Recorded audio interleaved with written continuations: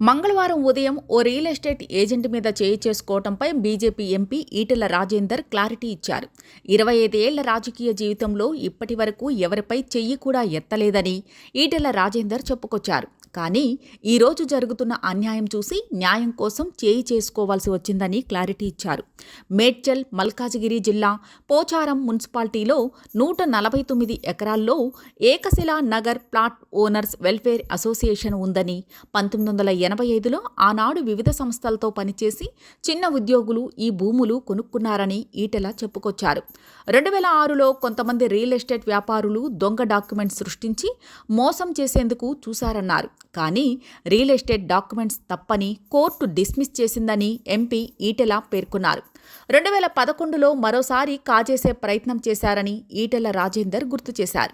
కొంతమంది అధికారులతో కలిసి డిపిఓ సహకారంతో ధరణిని ఆసరాగా చేసుకుని మళ్లీ భూములు కొట్టేసే ప్రయత్నం చేశారని ఈటెల తెలిపారు.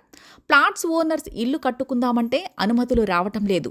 రియల్ ఎస్టేట్ సంస్థ దౌర్జన్యంగా ప్లాట్స్ యజమానులను వేధిస్తున్నారని చెప్పుకొచ్చారు. ఈ క్రమంలోనే ఓ బాధితుడు ఇల్లు కట్టుకుంటుంటే దాన్ని దౌర్జన్యంగా కూల్చివేశారని, తనతో గోడు వెళ్లబుచ్చుకున్నాడని ఈటెల తెలిపారు.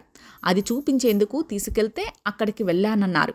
తాను వెళ్లిన సమయంలో అక్కడ ఇంకొంతమంది రౌడీలు మద్యం సేవిస్తూ హంగామా చేశారని, తనను చూసి చులకనగా మాట్లాడారని చెప్పుకొచ్చారు. అందుకే ప్రజల పక్షాన వాడిపై చేయి చేసుకున్నానని ఈటెల స్పష్టం చేశారు.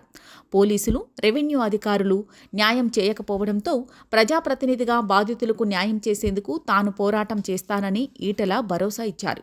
వారిపై మానవ హక్కుల కమిషన్కు ఫిర్యాదు చేస్తానని కూడా తెలిపారు.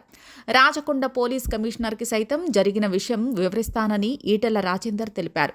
కోర్టులో న్యాయం దక్కినా కూడా స్థానికంగా వీరికి న్యాయం జరగడం లేదని ఈటెల వాపోయారు. వారికి న్యాయం చేయాలని కోరారు. ఈ విషయంపై ప్రభుత్వం స్పందించి బాధితులకు న్యాయం చేయాలని ఈటెల రాజేందర్ డిమాండ్ చేశారు.